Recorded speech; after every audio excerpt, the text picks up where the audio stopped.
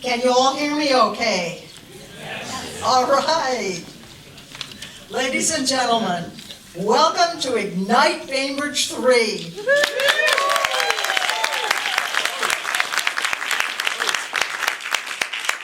I am your MC and obviously chief firecracker. Yeah. You look like it. I know, this is why my husband told me to wear this. Oh, everyone, you have to admire my $2 firecracker shoes, too. Yeah. Thank you. My name is Linna Callaham, and I welcome you to Ignite Bainbridge 3. Before we begin the presentation, we would not be having the show tonight without our sponsors, and I would like to recognize them. Excuse me while I actually read my list here. We have Office Expats, owned by Leslie Schneider and Jason Omens, who have so generously, yes.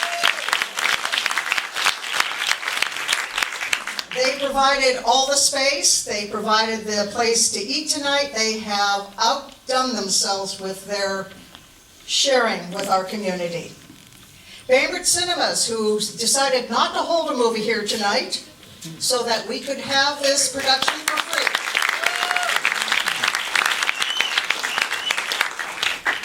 Alex Sanso, who did all the artwork. Yay. BainbridgeIsland.com.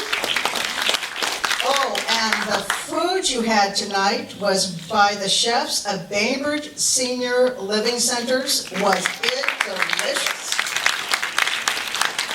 They want you to go back up and finish every bite. They do not want to take it back. Trish Bittman was our social media guru. And Steve Stolee, oh, he's sitting right there, right here, is going to be putting us up on YouTube and making us all look simply gorgeous. Supenberger and Hales Ales, who provided their beautiful local crafted brew. And Sound Media, and oh yes, our Reaper Graphics here, who does all our printing for this for free. And my company, which is Bainbridge Insurance, I did the production and the MC and the mentoring of the speakers. I keep them running. We, the Ignite organizers, have been looking for an organization that will allow the Ignite voice not to be heard just once a year, but throughout the year. And the mission of Ignite Bainbridge is to give our Bainbridge community a voice on stage where any one of you out in the audience, and in fact I really encourage you to apply to come next year, can talk about what they're passionate about, just like these people down here are doing tonight. And it is my pleasure to announce that we have found such an organization, Bainbridge Community Broadcasting.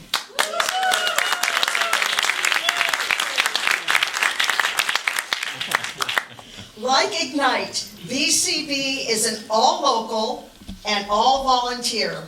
Its mission is to build a community on Bainbridge Island by finding the many and varied voices that do make us a unique community. And here to tell you why they volunteered to help start up BCB is Lisa DeHart and Charlie Hanasek.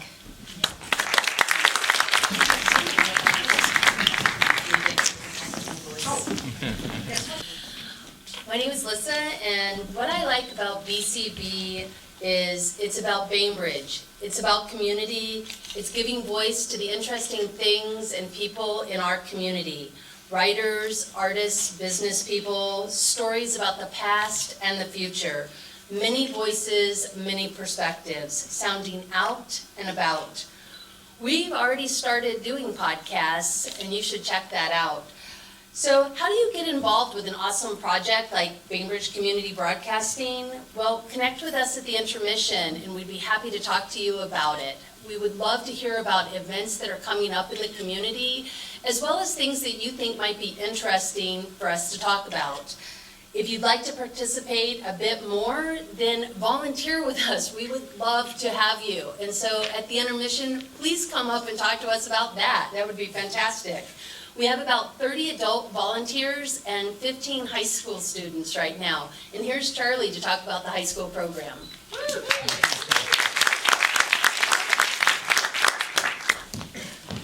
So I'm a 16-year-old sophomore at Bainbridge High School. Of course, I'm overscheduled. So why would I start a club from scratch doing something I've never done before? It's because it sounded like fun. I've always loved technology, radio, and podcasts like This American Life and Radio Lab. So when I heard about a Sustainable Bainbridge meeting last September about starting a radio station on Bainbridge, it sounded like an incredible way for me to combine my passions. We discussed potential content ideas, and everyone left the meeting inspired. Fast forward to 3 p.m. on February 24th, when the first radio club meeting was held at the high school. With hardly any notice, 5 guys and 5 girls showed up, all passionate about pioneering radio on Bainbridge. Since then, we've worked as a team to negotiate a second studio located on the high school campus, acquire equipment funded by the Rotary Club, and, as of today, have a fully functional, acoustically sound studio.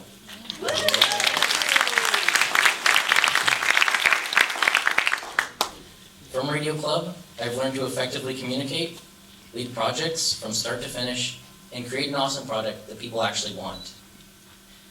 I can't tell you all how satisfying this whole project has been so far.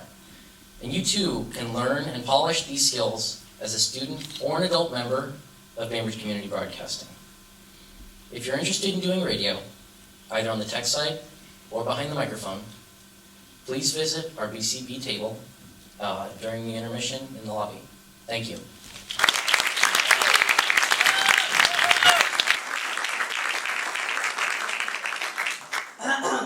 I'm going to totally embarrass him now, because he's 16 today. Happy birthday,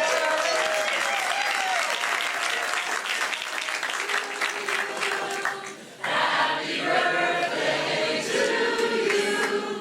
Happy birthday, dear Charlie. Happy birthday to you.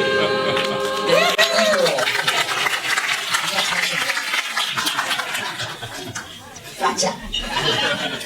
I have sons too. There's so much fun to tease.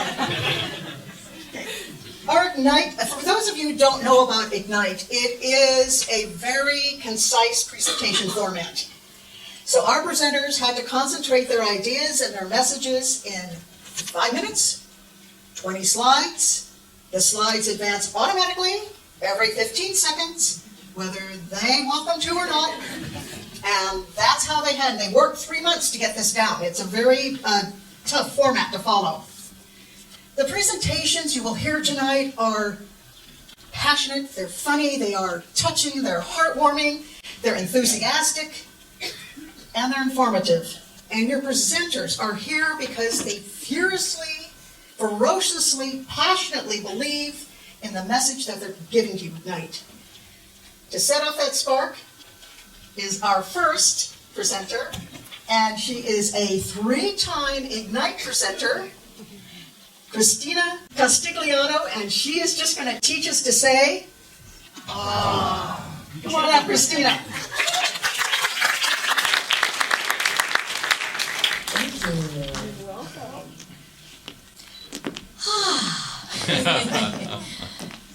All right.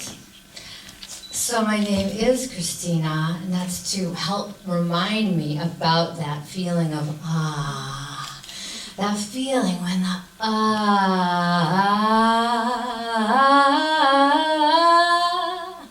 oh, it's when I almost disappear and life is living itself through me. And I'm in that flow when time stops. You know that feeling, right?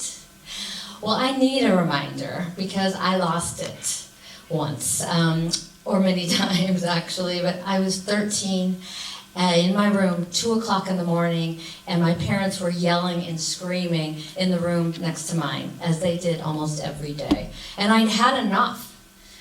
So I built this wall to protect myself from the pain and the fear of that. And I didn't know that I'd be cutting myself off from the the awesomeness of life too. Well, it's not their fault because my parents had lost the too. And I spent about 30 years or more looking everywhere for it, here, there, over there, and realizing, where is it? Yeah, so that's why I'm so passionate about sharing these skills and tools that I've learned, especially with young people, so that they don't have to lose that to keep it going. So how do we feel it? Well, it's really easy to feel the when you've got your hands wrapped around your favorite beverage, right?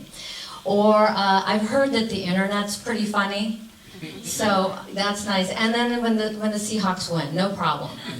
But what about when you're just in normal everyday life? Well, I've learned that if you can actually remember this, which is the hard part, to just take a breath. So do it with me, guys. Just say, Yeah, well, the sound of your voice and the vibration is soothing. And you put down your burden for a moment, and you just rest in the here and now. And it's a beautiful thing. But what if life was not giving you rainbows and sunsets all the time?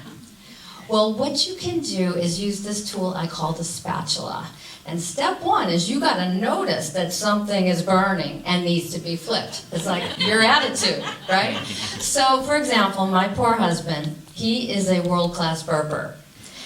But growing up in that household I did, I am so noise sensitive. When he burps, I'm like, again! And then I say, I love that man.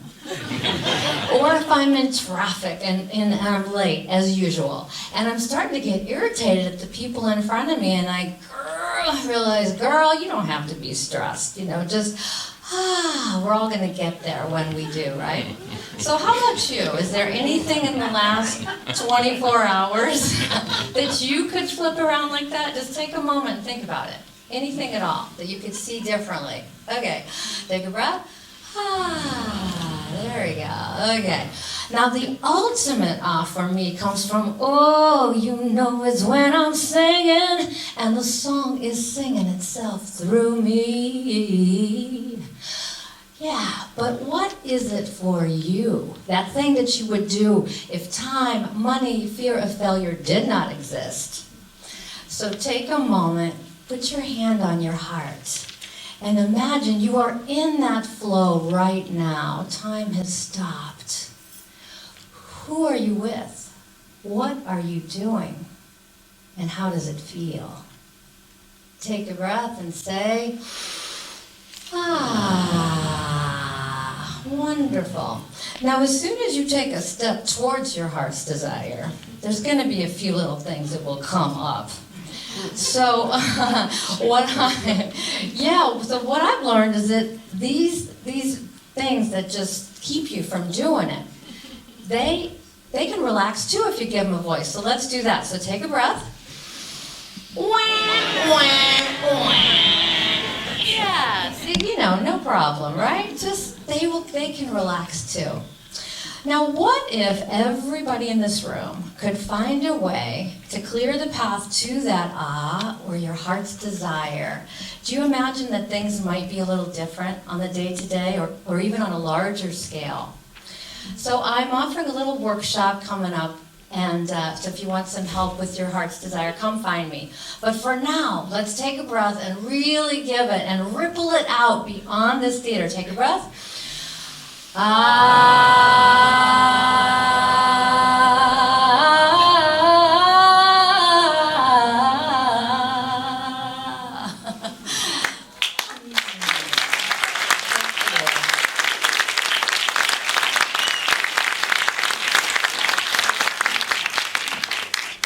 Went pretty far out, don't you? I think you really got us off here. You know what I mean? We are really jump starting. Thank you. You will recognize our next presenter.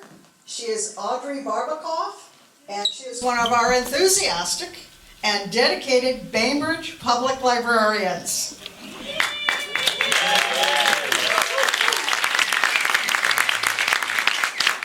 Now, I would like you to know that I found out that Audrey was recognized by the National Library Journal as the 2013 Mover and Shaker. I'm not there yet. That's okay, you can come on back. Because she's going to move and shake us and tell us all the reasons why it's okay that we read those trashy novels.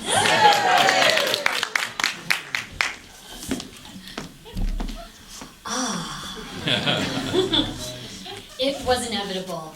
The scent of bitter almonds always reminded him of the fate of unrequited love. That's the first line in Love in the Time of Cholera by Gabriel Garcia Marquez, and it is one of my favorites. I can just smell the cyanide wafting off the arms of these star-crossed lovers. Have you ever had that experience? Just had a book come to life for you, you could smell a flower in the garden or smell that cup of coffee. Let me see your hands. Yeah, absolutely. You are more right than you know. Those books literally did come to life in your mind. When you read descriptive words in a novel, your brain processes them like actual sensory experiences. If you read a detailed description of a scent, the control centers for smell in your brain kick in. Tactile phrases like, his leathery hands, activate your touch centers. Seriously, read, he kicked a ball in your motor cortex, lights up like a Christmas tree.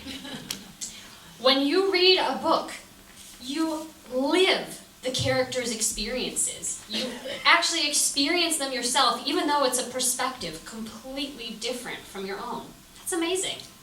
And practicing this kind of intense empathy improves your social skills in real life. Right? Studies demonstrate that people who are frequent readers of fiction are better able to step into someone else's shoes and see the world from a different perspective. So yes, that Janet Ivanovich or that James Patterson on your nightstand is actually making you a better and more empathetic human being. Believe that. And these effects last. One study showed that the effects of reading a novel were still visible in the brain 5 days later. My favorite part about that particular study is the novel they were reading was not War and Peace.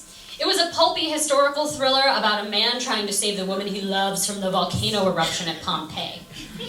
Okay? You don't have to read literature to get these brain benefits. The boost doesn't come from what you read. It comes from how you read. One study of students looked at their brains while they were reading Jane Austen, first skimming and then reading deeply. Despite reading exactly the same material, the blood flow to their prefrontal cortexes increased significantly only when they were reading deeply. What that means is you don't have to read Jane Austen. You just have to really pay attention when you read 50 Shades of Grey. And this is also true in children. Children who frequently read purely for fun have significantly higher academic achievement than their peers who don't, even in math. One large British study demonstrated that the impact of reading frequently for pleasure was 4 times greater than that of having a parent who went to college. Yeah. So the next time you catch your kid reading comic books under the blankets with a flashlight, maybe consider letting them stay up past their bedtime, just a little.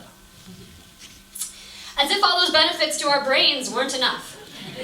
In 1818, an anonymous teenager published a trashy novel, Paranormal. Critics called it gruesome and sensationalist, and one critic even questioned the writer's sanity. It was not until many years later that that novel came to be recognized as a great classic, Mary Shelley's Frankenstein. And that is by far not the only one. You are about to see quite a few books that were all considered trashy, smutty, or just plain bad when they were first published. Brave New World was panned by critics. Catcher in the Rye was called phony and amateur. J.R.R. Tolkien had to stop reading pieces of Lord of the Rings to his friends because they hated it so much. Now, even if your favorite dog-eared paperback is never going to become a classic, it doesn't matter. The point is that no one can tell you what is good. No one can tell you what you should like. Read what you love. If you love classics and literary fiction, great, read it. Read lots of it. But also read your gore fests and your chick lit and your romances and your thrillers, and read them with pride. Read what you love. Read what is fun for you. It's good for your brain, and it's good for your heart. Now, as your friendly neighborhood librarian, I cannot resist the opportunity to remind you that we have tons of novels, trashy and otherwise, at your local library, in print and for download. And I have brought a few of them here with me tonight. So find me at intermission or after the show. I will be the one with a cart full of fabulously trashy books for you to check out.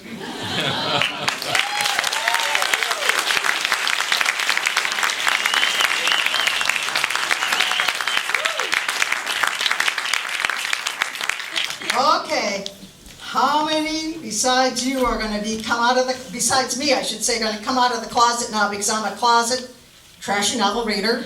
Anybody else? All right, we're going to unite. I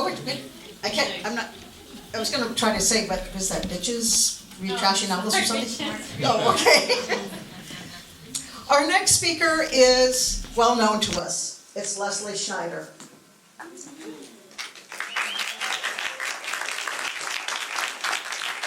Besides being the owner of Office Expats, she is also the founding firecracker of Ignite.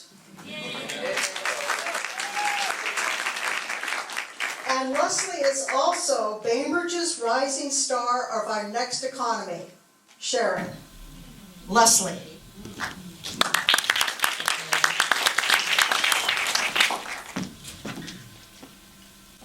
So the son says to his dad, "Can I move back in with you until I find a job?" And the dad says,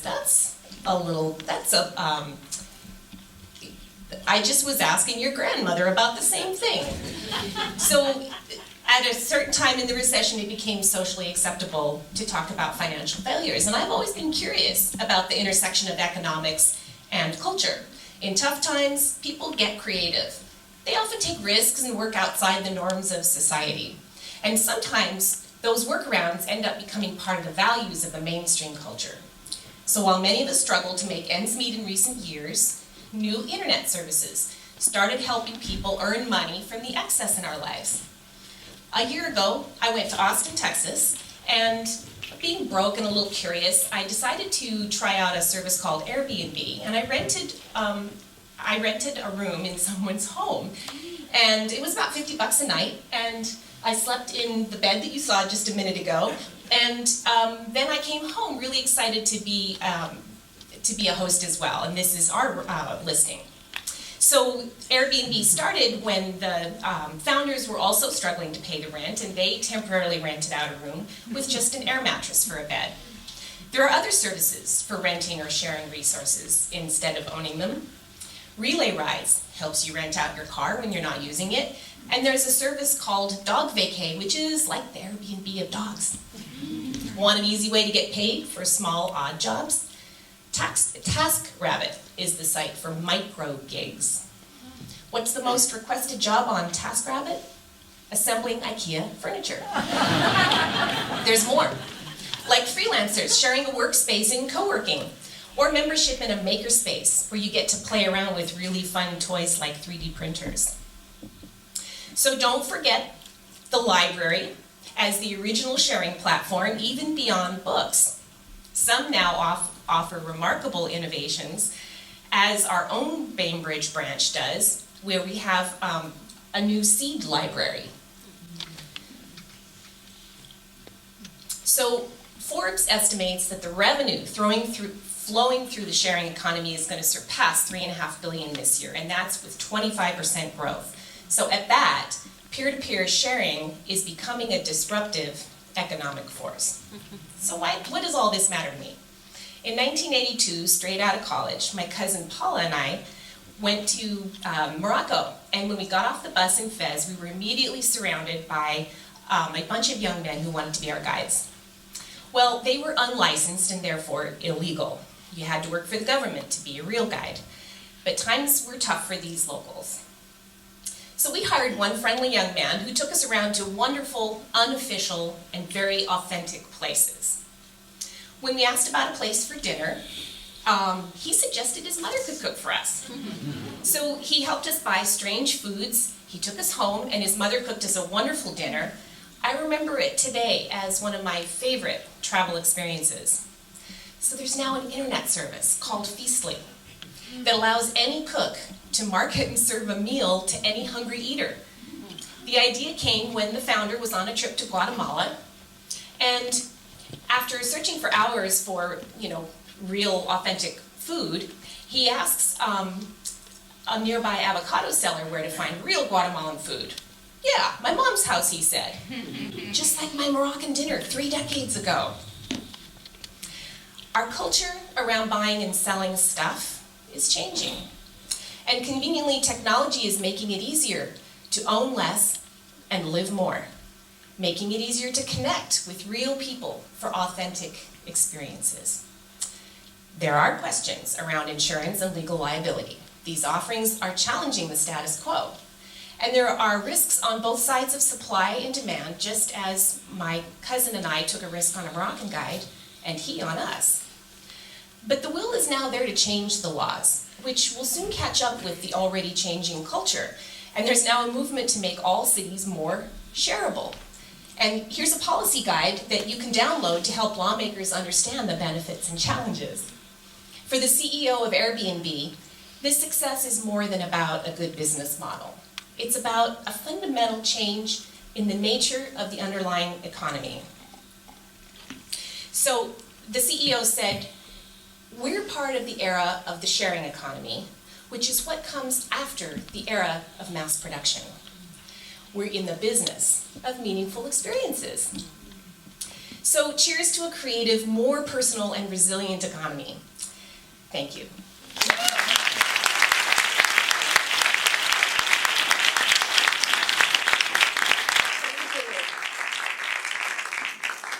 And Office Expats is a perfect example, that's where I have my office too, of exactly what it means by a sharing economy. And our next person is Brian Anderson, and Brian Anderson is hot. You're gonna kill me for this. Not as hot as you. That was naughty. You started it. That's true. What he's hot about, really, and I was very shocked when I saw his first presentation. I literally was appalled. Brian is hot about what is coming off our railroads and into Washington State. Listen to him.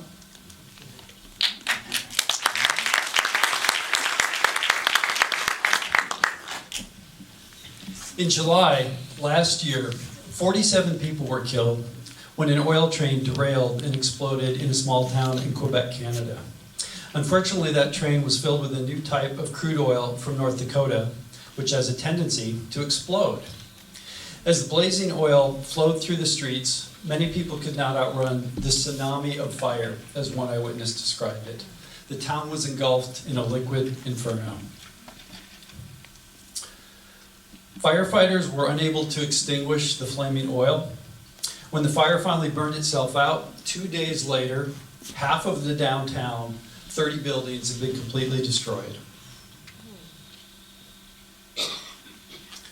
Quebec, Canada may seem far away from us, and it is.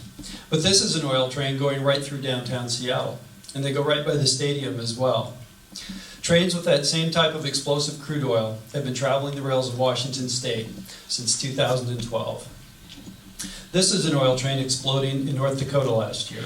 There were 4, no, count them 5, as of last week, major oil train explosions and fires in North America during the past year. Over 1.1 million gallons of oil were spilled. That's more oil than was spilled in the previous 37 years combined. And now the oil companies are planning a massive expansion of oil transportation through Washington State. These are the rail lines that would be used. These are the ports and the refineries. And this is where a lot of that oil will be traveling. These tracks run right along the shore of Puget Sound, most of the way up to Vancouver, British Columbia. If an oil train derails here, it could dump its oil into Puget Sound. And this is a real possibility.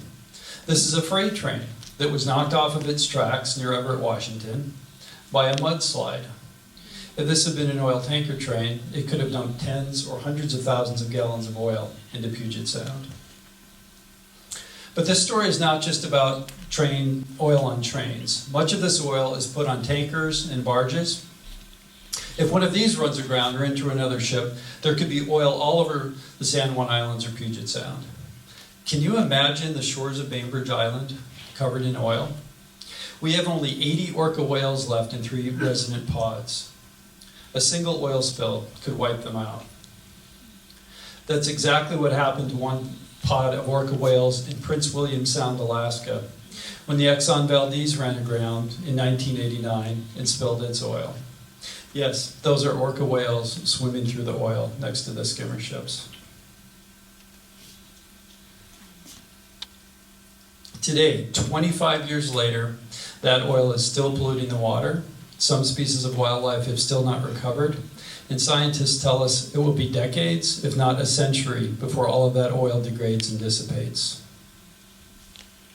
To give you an idea of how much oil is headed our way, this chart compares the amount of oil that would be going through the very controversial Keystone XL pipeline with the amount of oil that would go through Oregon and Washington by rail if all of the expansion plans are approved. They're virtually the same. This expansion move by the oil companies went unnoticed for a while, but people are now trying to stop it. The Seattle City Council in March passed a resolution calling on Governor Inslee to freeze the expansion of oil by rail and refining in Washington state. An oil train safety bill was introduced into the last state legislature that would have simply required BNSF Railway to report on oil traveling through Washington state so that emergency responders could be better prepared. Even that weak bill failed to pass. But this story is not just about transporting oil safely by rail or water. The more serious problem, of course, is the global warming that we are causing through our burning of fossil fuels. We need to reduce our burning of fossil fuels. It's really difficult to reduce our use of gasoline in this country when the price we pay for it is about half of what it is in the rest of the world. The United States burns 22% of the world's oil, and we have about 4% of the world's population. Economists tell us that one of the most efficient ways for us to reduce our use of fossil fuels is for the price of them to go up. A group called carbonwa.org will be collecting signatures to put a revenue-neutral carbon tax on the ballot in 2016. I hope you will support it. These groups are all working hard to reduce carbon pollution. Check out their websites, they're full of great information. Our Coal-Free Bainbridge group is now working on the oil train issues as well. We need your help to build a stronger political movement to keep more fossil fuel in the ground so that we don't leave a disaster for our children and future generations. If you'd like to get involved, please see me at the break. I have a card for you. Thank you very much.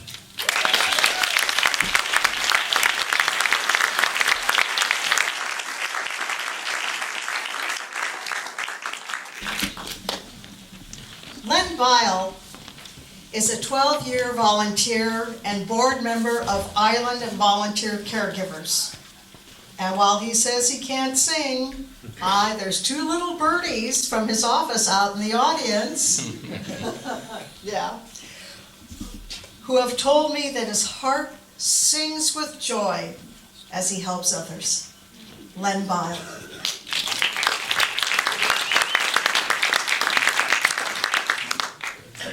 Hi, I'm Len Biel. I'm a volunteer.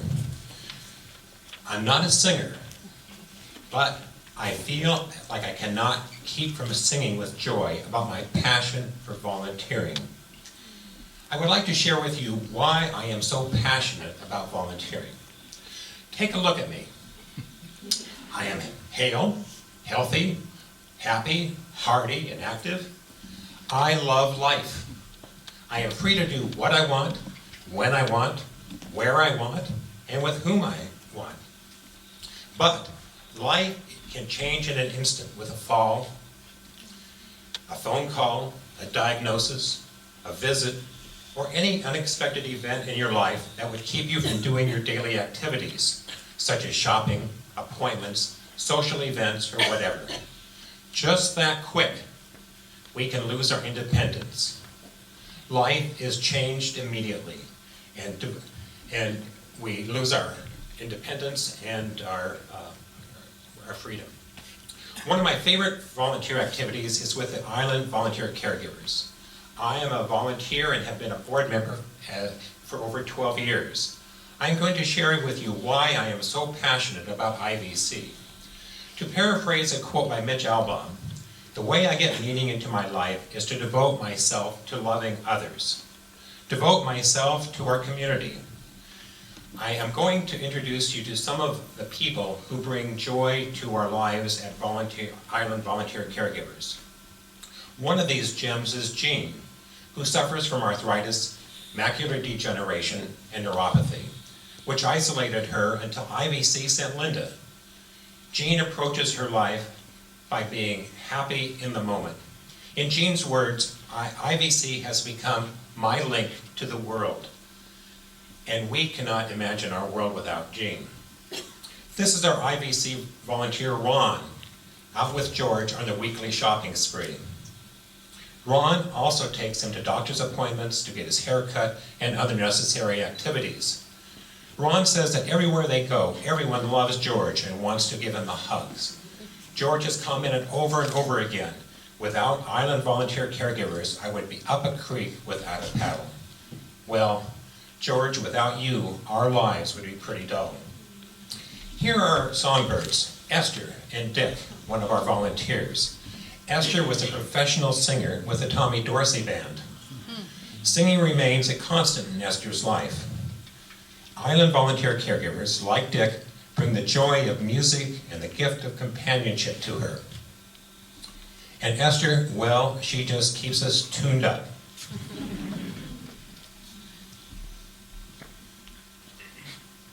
This is Natalie and her volunteer Craig at Church Mouse Yarn, where every stitch is a stitch of love. Natalie has MS, and knitting is a wonderful therapy for her. As a matter of fact, you can usually find Natalie and Craig at the Church Mouse hanging out every Tuesday from 2 to 4. Feel free to drop by and join in the fun. Craig enthusiastically states, with power, that she gives me psychic income. Now, Helen is one of our younger volunteers. She approaches each person with gentleness and a smile. Helen takes Dorothy, who is 91, to yoga. I hope I am still doing yoga when I am 91, says Helen. Dorothy is an inspiration to me. Well, Dorothy is an inspiration to all of us, and I'm sure you agree. Every summer, sitting outside the entryway to Eagle Harbor Congregational Church are buckets brimming with flowers. Thanks to the generosity and bounty of island gardeners like you, IVC volunteers are able to deliver bouquets of unexpected joy to those who might benefit from a surprise delivery. Sandy, one of our volunteers, says their joy gladdens our hearts.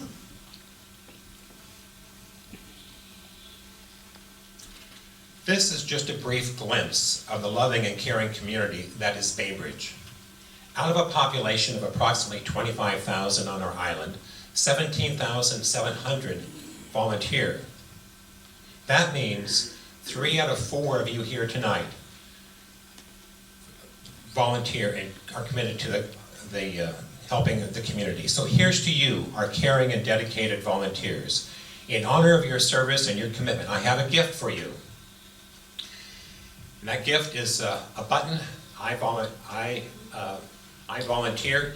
If you want to proudly wear one of these, see me in the lobby after the show. Thank you.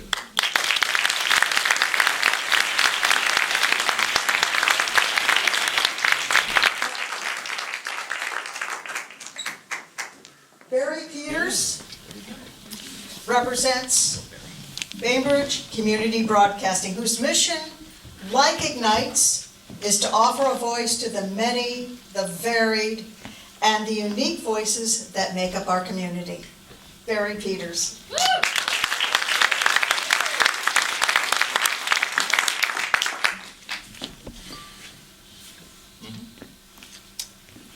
Living on an island gives us a sense of place.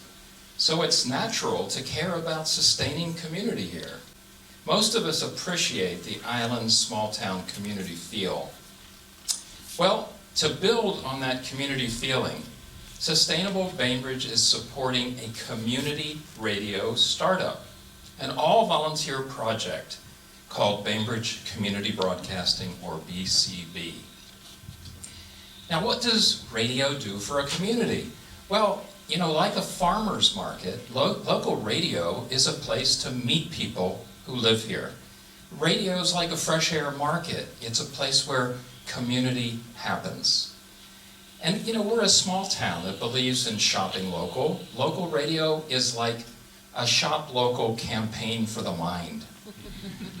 Our first internet radio shows this week on BCB are all about local events and local people. And we're lucky to have such a strong community of local artists, authors, poets, theater performers, creative people. A community radio station offers interviews with these local treasures. And whether you like your music party style at a place like the Treehouse Cafe, or in a singing group or jazz combo, local radio is a place to hear local musicians and their music. Also, have you met the local cyclists who organize outdoor events like Bike for Pie? Have you heard the best places to hike on the island?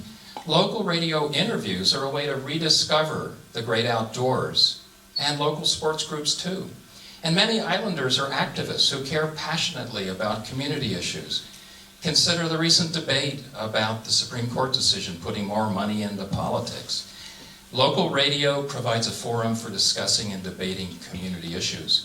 And local radio occasionally lets us out of the studio to go cover popular family events like the Rotary Auction in June, or the annual Bluegrass Festival on Battle Point, or the Harvest Fair in the fall. And speaking of the Rotary, as Charlie said, that they stepped up to support local radio by enabling Bainbridge High School students like these to have professional radio studio equipment at the high school. So it's a multi-generational project. Thanks to Charlie, about 15 students have already joined the BCB High School Radio Club. And our Winslow studio now has about 30 active adult volunteers like Lissa. And it has volunteers like Bob, who showed up from BCB last month to do Earth Day interviews at the farmers market with the people there. And then there was an interview with a polar bear for the day from one of the local organizations. So currently, our adult radio volunteers are mostly women, like Annie. Let's thank people like Terry Gross of NPR for setting an inspiring standard for interviewing and journalism. Volunteers bring remarkable professional and creative backgrounds, like Kayla, who's a professional voiceover artist who offers training on dropping into your radio voice. So that's the sort of thing that happens at BCB, but the old technology, it nailed you to your seat at home or in the car. But with today's internet radio smartphones, you can take a fresh air run in the Grand Forest and listen to an interesting podcast interview at the same time. And podcast listening is growing with top shows like This American Life and Radio Lab, and even with Our Hills and Trees, a downloaded podcast stored on a smartphone can be clearly heard anywhere on the island. Our first podcast show at BCB is called What's Up Bainbridge. Each 5-minute episode previews an upcoming event as described by the artist or organizer behind that event. Now, BCB has a second mission for next year, and that's to provide local emergency information by radio during power outages or weather emergencies or even an earthquake. This is done elsewhere in other communities, like Vashon, that inspires us with its community radio station and a roadside sign that blinks a yellow light when there's emergency information by radio for motorists or cyclists or residents. So, we're on the air. BCB is on the air on the internet. It's out to build community on Bainbridge Island, and I hope that each of you will join us, either as a volunteer or a guest behind the mic, or, best of all, as a listener.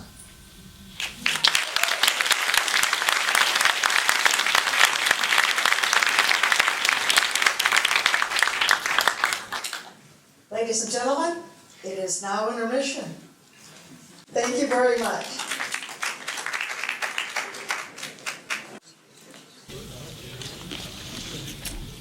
Welcome back. Our next speaker is our Bainbridge Island Police Chief, Matt Hamner.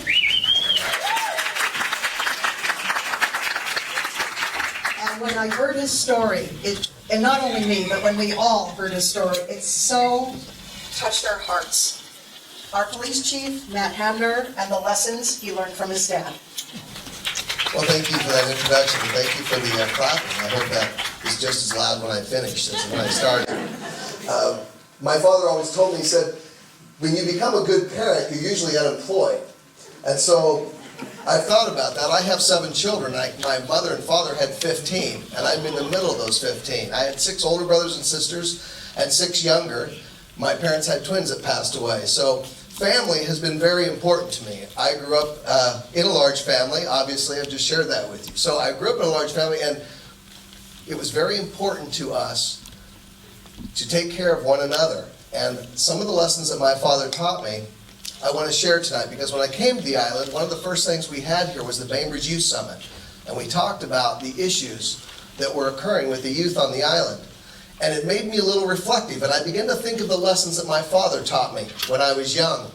And I quickly went back to my first grade year in school, and I got a new bicycle.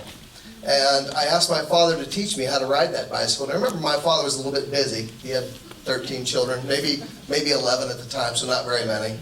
And so he takes me outside and he begins to show me, and I fall and hit the concrete, and it didn't feel too good. And I told him, I said, I don't want to learn how to ride a bike, this hurts. He says, well, if you don't get back up, you'll never learn. And he went in the house, and I was very frustrated. And I was sad, and I was mad at him because he walked away. I watched him, I remember the door closing. To this day, it's like yesterday. And I thought, he really made me mad. I got back on that bike, and for about the next hour and a half, I practiced. And I became very good in an hour and a half. And I remember running into the house, talking to my dad and yelling at him, saying, I told you I learned how to ride a bike. He said, Matt, I knew you could. That has lasted with me the rest of my life. I realized that my dad had confidence in me. It wasn't a few years later when I became a little older, and he sat me down and he said, Matt, I want you to remember something. You're a Hamner, and don't you ever forget it. Don't ever do anything that brings disrepute upon this family. I didn't know. As far as I was concerned, I didn't know what a Hamner was. They could have had the longest criminal history in the world. All I knew from my father was, don't do anything to embarrass him. So later in life, a few years in high school, I took geometry. And I was pretty good at math and science, but the concept of planes confused me. I didn't understand that. A plane had to have a thickness, a width, a height. And he told me, he says, you go back and you read that section 3 times, and then you come back and tell me if you don't understand it. I understood it. I was named Geometry Student of the Year at the end of my school year, and I give my dad credit for that. So the point of my story tonight is to explain to you how an engineering student at Purdue University became a cop. So I have about 15 hours of multivariate calculus and linear analysis and engineering formatting and a little thermodynamics. I began studying at Purdue, learned Vietnamese, got married, started to have children, and my brother, who was told as a senior, and these are some of the lessons that my father taught me, never to judge anybody, because people judged us. They looked down on us. And my oldest brother was told that he wasn't college material, that he should just go off to the Ford factory in Indianapolis, and they were hiring. It'd be a good job for him. Well, he became a little upset, about like I did in the first grade. And Lance graduated with his undergrad degree and went on to law school and graduated magna cum laude, and now is a county judge in the same county that we grew up in. And so the story go on. I could tell about my other 12 brothers and sisters how that challenge went on. And so I asked my dad, I go, we should go over and talk to Larry Ferris and really just rub it in. He says, don't do that. He said, you need to thank him. If it wasn't for that, maybe you wouldn't have turned out the way you did. So my dad told me never to judge anybody. So one of the last stories that I want to share with you is when I was in college, and I told my dad that UPS had worked me long hours and that to get through engineering school I needed another job. And my older brother, who was now an attorney, had been a cop, and he said, get on to the police department. It's great. You can pick the shift you want, you get your engineering classes, and it's great for your resume. So I thought, hey, that's a good idea. I started to have, we had 2 kids, or 1 child at a time. We're gonna have another one. I thought, yeah, I probably need, something more solid and guaranteed hours, and UPS was a little shaky. So I got on the police department, and 3 days out of the police academy, I walked in on an armed robbery. The guy was walking out, and I thought, if you rob a store, it should say it right across your forehead. It didn't. This guy says hi, and I said hi. I didn't know he had a sawed-off shotgun and a wad full of money. I did think it odd that the money was sitting in his hand, but, I was a rookie, right? So he walks out, and the clerk's face is peeled against the glass, and he goes, he's got a sawed-off shotgun. He just robbed me. I became a cop and never left. And I thank my father for the lessons that he taught me of honesty and hard work, forgiving others, and not judging. Thank you.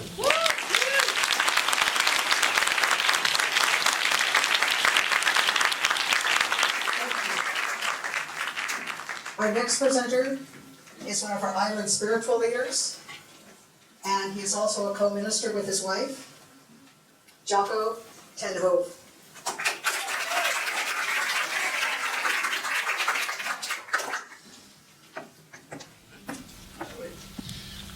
Well, I invite you again to take a big, deep breath together. Breathe in the great diversity of life and ideas among us, and exhale the great potential for fulfilling community at global and local levels. In fact, the word inspire comes from the Latin for breath. So we literally live and breathe out of our inspirations. And 25 years ago, just after I had started my career as a Unitarian Universalist minister, I heard a radical Catholic theologian make a very reasonable statement, and it changed my life. He said, there can be no peace between the nations until there is peace between the religions. Now, certainly religion has its share of culpability for horrible activity, but if this statement is true, interfaith religious relationships still may be the most hopeful pathway toward a greater peace. So ever since, I have been looking for and supporting interfaith efforts, both globally and locally. It can be challenging at times, for sure. But if we can't do it locally, how can we expect it to happen globally? In our community, the Interfaith Council here is a great example of the relationships in action. Every first Thursday evening since 1997, summer times excluded, the IFC meets, the Interfaith Council meets, and with umpteen local groups represented. And over the years, I've been honored to make a number of friends, including Senji Kaneda, up there in the upper left, lead monk for our local Nipponzan Myohoji Buddhist temple, with whom I have journeyed on some of his many interfaith peace walks for a nuclear-free future, an inspirational fellow, and now a friend. We also get to know each other as our local IFC sponsors or leads various annual events, such as the Crop Walk to raise money to help end hunger. There's Senji again offering a blessing to launch the walk at the Eagle Harbor Church. Reliably inspirational is the annual Interfaith Thanksgiving service with inclusive and meaningful messages of gratitude and hope from many of our local communities and music from our young people even. So it's a beautiful time together. For some years now, we have also gathered voices and bodies in a circle to share the reading of an inspirational document, the Universal Declaration of Human Rights, signed on December 10th, 1948, as an abiding beacon to us all. The Guinness Book of World Records describes the Declaration as the world's most translated document. And each June, we hold a stirring interfaith baccalaureate service featuring and honoring local high school graduates, many of whom are active in our congregations. This year's event is coming up about a month from now at Grace Church. And at our June annual meeting, we honor a local business that promotes the common good. I count a dozen different congregations represented in this happy group picture with the honored owners of Bay Hay and Feed, the award winners for 2011. This year, we've also been considering the inspiring work of interfaith scholar Karen Armstrong by exploring together her book on compassion, a value that all religions share. She even came for a visit earlier this spring as she toured to promote her brainchild, the Charter for Compassion. Now, globally, this inspiring charter animates the Compassion Action Network, of which our IFC is now a member. And I invite you all to go online and endorse the charter yourselves. It's the best idea humanity has ever had. Meanwhile, the United Religions Initiative has, since 2000, brought interfaith people together to create an ambitious parallel to the United Nations, to create enduring cooperation and ending religiously motivated violence and creating leadership around the world of all ages. Our Interfaith Council is one of hundreds of local groups connected to this global organization shown on the map there, and we've even shared a meal with the URI's Western Regional Leadership Council. Again, an inspirational activity. And so we think globally with hope. And my Unitarian Universalist values echo Karen Armstrong's forceful articulation of what she names as, quote, our profound interdependence. The path in this direction is rocky, to be sure, but inspiring, especially when we can also act locally. I can't imagine a stronger path to peace between the nations than helping to create peace between religions. It's happening already, globally and locally, but it needs much greater scale. So I urge you to help make it happen in your worlds, global and local. Relationships are the nutrition that feeds peace. Notice any interfaith inspirations among your relationships and honor them, lift them up, and breathe in deeply again the inspirations that animate you, and breathe out a more peaceful world. I thank you.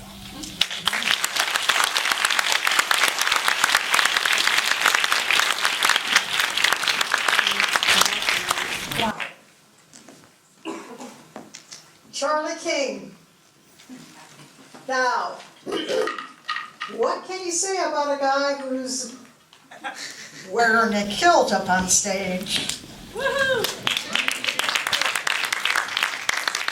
Charlie King is a relationship coach, and the story he's going to tell us is actually about this kilt. It's called the Kilt of Life. Did you know a non-bifurcated, freedom-inducing garment, also known as a kilt, could change your life? I didn't.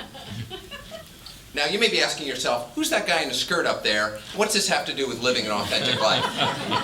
Now, when I bought my first kilt, the sales staff assured me this is no ordinary garment. It's not a costume, and it's not for dress-up. Kilt wearing, I was informed, is a way of life. Whoa! I was thinking about a fun, attention-getting garment that might generate questions about what I was wearing underneath it. I didn't know I was taking on a new lifestyle. Little did I know, this simple purchase taught me so much about my fear and about myself. All that being said, my wife, she was in complete support of me buying my kilt, like you'd support somebody who was off their medication and flirting with the edge of completely losing it. At one point she said, so how soon are you going to wear it now that you bought that? See, it's been in my closet now for weeks. Now the fun and the freedom I saw in the store that seemed so great, that's all gone now. Now there's just the reality of wearing it. I remember the first day I put on my kilt. My kids were having breakfast in the kitchen. The look on my daughter's face, she was 5, and my son's face, he was 3 at the time when I came out of the bedroom, was priceless. There was a stunned silence that lasted a long couple of seconds.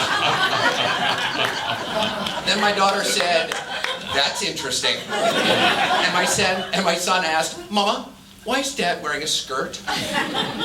Now, it was about this time that I decided a kilt wasn't nearly as good an idea as I thought it was. I started planning my quick but graceful exit from the kilting community. It included a vow of silence and a quiet sale on eBay. I had a long look at myself in the mirror, and I had a long look at my snowy white legs, and I did not think this looked like a good idea at all. But then I decided something. I decided that if I gave up on wearing a kilt, that I'd be letting my fear direct my path and my future.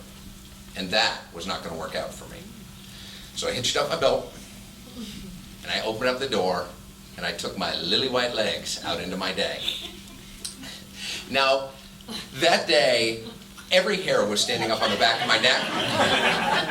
Every hair was standing up on my legs. I think I held my breath the entire day. A 1-block walk seemed like the longest mile. Trying to look manly and feeling like a 15-year-old boy on his first day at a new school You know that feeling in your stomach when you're so nervous, you think you're gonna throw up as much as you're gonna throw up on somebody, just as much as you talk to them? That's exactly how it was for me.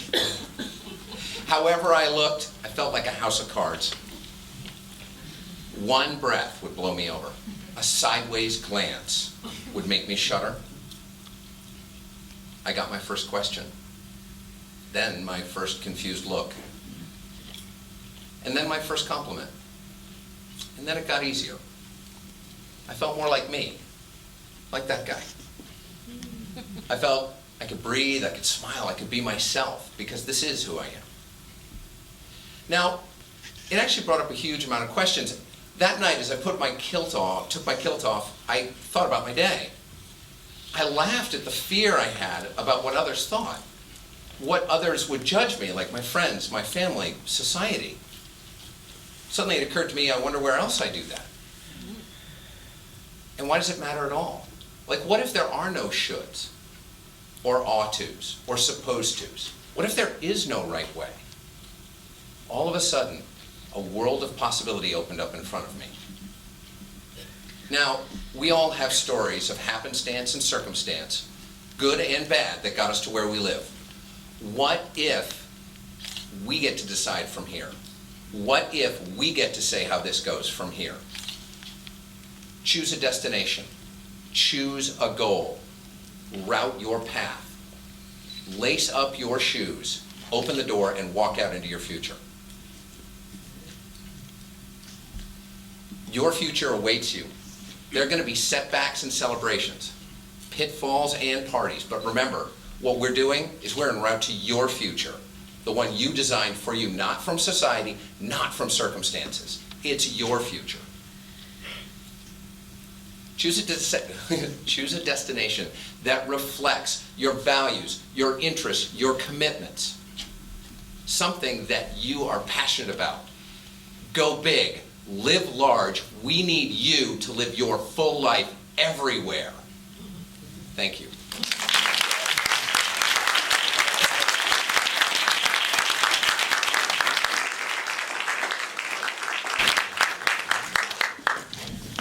Pretty good looking legs, huh? Way to go, I think that's a sexist remark, but I can make it anyhow. Trish King is our next speaker. And ladies and gentlemen, hold on to your seats, because this woman is passionate about the value of standardized testing as a means of evaluating our children. Trish King.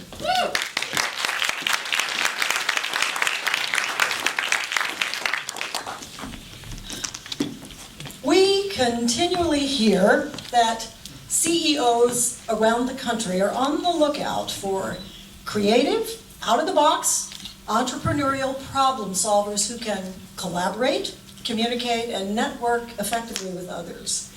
Skills such as creativity, adaptability, flexibility, curiosity, and imagination are what business leaders crave in their new employees. And yet, we continue to spend $1.7 billion a year perpetuating standardized testing, a practice of questionable value, especially when you consider that it may be driving best teaching practices right out of our classrooms. Laszlo Bock, Senior Vice President in charge of hiring for Google, shares that these test scores and tests are worthless. They don't predict anything. In fact, in a New York Times interview, Mr. Bock said what Google looks for most in its new employees is learning ability. That in today's workplace, where jobs change so quickly, that the key to getting a job and keeping a job is the ability to learn on the fly. It's what Gary Burnison of Korn Ferry International describes as learning agility, and he says that'll get your job anywhere. GM, L'Oreal, Facebook, Twitter, Google, learning agility. So how do you measure that on a standardized test? So Ken Robinson, you may have seen him on the TED Network, expert on creativity and education, shares he has never met a standardized child. So how are you gonna develop a test that can fully measure the unique abilities of each child? Brain scientists and child psychologists share that High-stakes testing drives achievement straight down because of the fear of failure it creates. Madeline Levine, adolescent psychologist, has noticed a sharp increase in depression and anxiety among high school students who ought to be having the time of their lives and instead are sacrificing their childhood to the pressure to do more and more, including making perfect SAT scores. The SAT, you may have noticed, is under fire in our own backyard. There was an article in the Bainbridge Review in which the director of secondary ed in North Kitsap School District shared the SAT is really disconnected from what they're teaching in their classes. His counterpart at Central Kitsap said, and the cost of SAT prep has become outrageous and elitist. If you read the articles in Rethinking Schools about the 25 individuals in the work groups that drafted the standards for the Common Core, 6 were connected with test makers from the College Board, 5 with ACT, 4 with Achieve, and there was not a single teacher in the group. In the 35 members on the feedback panels, 1 classroom teacher. In the 135 members of the review panels, there was not a single K-3 classroom teacher. So, why do we listen to testing companies who stand to make a profit instead of to good teachers who will tell you that these tests provide only a very narrow profile of information and certainly are not an accurate reflection of the whole child? And let's face it, there will never be a quantitative test that can truly measure what matters most in our children. So, let's imagine if we took that $1.7 billion states are already spending on standardized testing and instead we spent it on hiring the best teachers, providing them with better resources, reducing class size, teaching to the individual, and then if we gave them the freedom to teach in the way that they know serves children best, can you imagine the revolution we would see in classrooms across this country? I became an independent school teacher partly so that I could have the freedom to teach as I knew worked best for kids. I became an independent school administrator to make sure every teacher in my school had that freedom too. This island has some of the best teachers you're going to find anywhere in any school, public or private.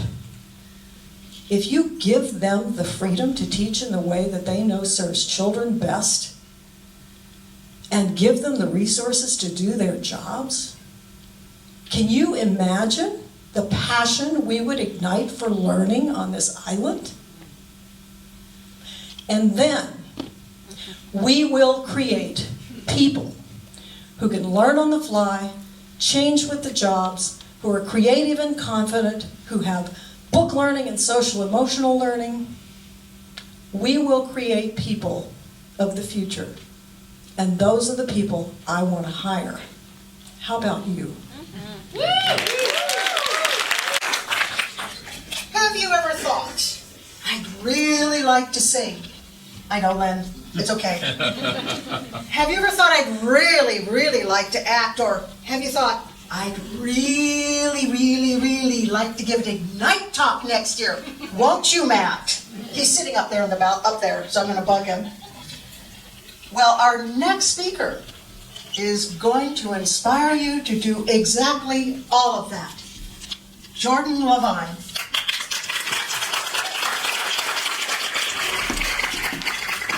Chorus Line was coming to Bainbridge Performing Arts. I couldn't sing, I couldn't act, but boy, I could dance. I had the moves. I really, really, really wanted to be in a musical on the stage, and this show was one of my favorites. Chorus Line is all about putting yourself on the line and going after your dreams. It was time to do just that. I bit the bullet and I signed up for an audition. Pressing send on that email is one of the scarier things I've done.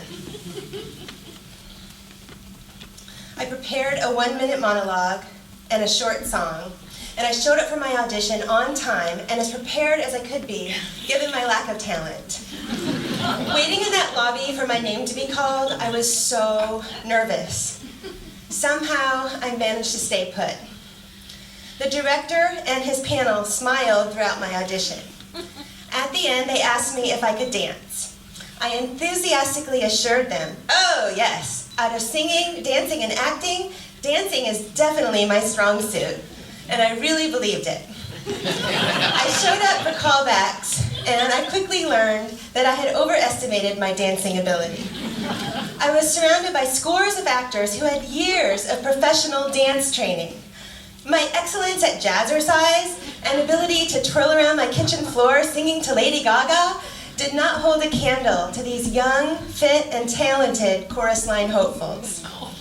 They taught all of us a dance, using terminology I did not understand and moves I could not replicate. They showed us the steps just a few times before it was time to audition in front of the director. I stumbled through, feeling incredibly humbled and inferior. When they called out a list of names of people who could leave early, I was not at all surprised to hear my name on that list.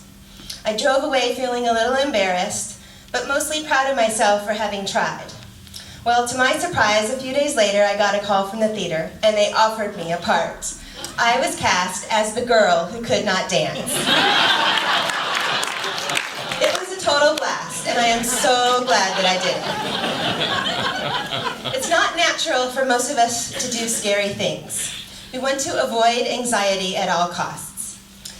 But the fear of looking bad can cause us to miss out on fun opportunities and avoid going after our dreams. What if we were to intentionally do things that scare us?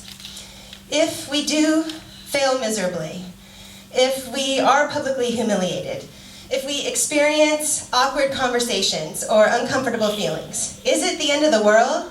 I say it's just the opposite. This is the stuff that makes us feel alive, and it builds our doing scary things muscle. Sucking publicly builds character. And what if it works out? Maybe doing that scary thing will be fun. Maybe it'll lead to skill improvement. Maybe, just maybe, we'll get the results we'd hoped for, or even better. Our minds chatter and give us tons of reasons to stay safe. Blah, blah, blah, analysis, paralysis, incapacitalysis. Blah, blah, blah, consideration, inhibition, resignation, self-flagellation, extreme constipation. X-lax is no match for a mind filled with reasons why not. Blah, blah, blah, waiting, delaying, betraying the dormant muscle that wants to emerge.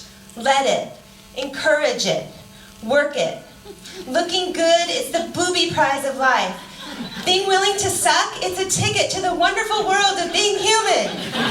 Blah, blah, blah, take that foot off the brake and turn on the gas. Blah, blah, do it now. Don't let life pass by another second without asking her out, without talking about the elephant in the room, without taking a chance and saying no to mind chatter. If it makes you uncomfortable, do it. If it makes you really uncomfortable, do it now. A fabulous life, it's not even right around the corner. It is not somewhere over the rainbow. It is here, now. Claim it, proclaim it, live it, and it will be so. Volunteer to speak at an Ignite event, even though you're not a speaker. Declare yourself to be a speaker, and you will be. Walk down Winslow Way wearing a kilt. Exhilarate, aspirate, educate, percolate. Don't post-date. Today is the day. Be a Cinderella. You've got friends to help you. Make a dress. Go to the ball. Dreams really can come true.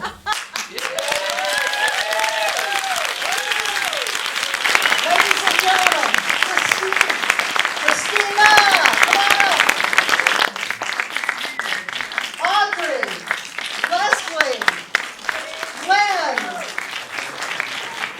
come on. These are your 2014 Ignite Bainbridge 3. Give them a hand.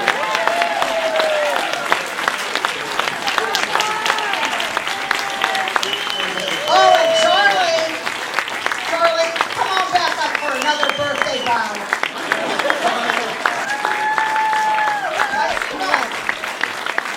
Oh, I'm sorry. Ladies and gentlemen, if you've enjoyed this, we are looking for Ignite speakers for next year. The only person up here The only person up here who's ever done an Ignite talk 3 times is Christina. All of us up here are brand new at this, and we did it. You can do it too. Please come and see me afterwards, and I would just love to have you join us next year. This is so much fun. It's the best celebration on the island. Thank you so much for coming.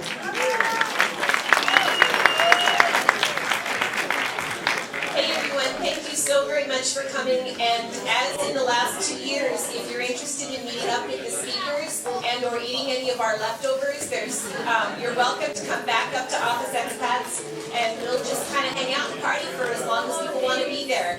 John Eisenhower is up there making music, and it's going to be a fun time, so we'll see you up there.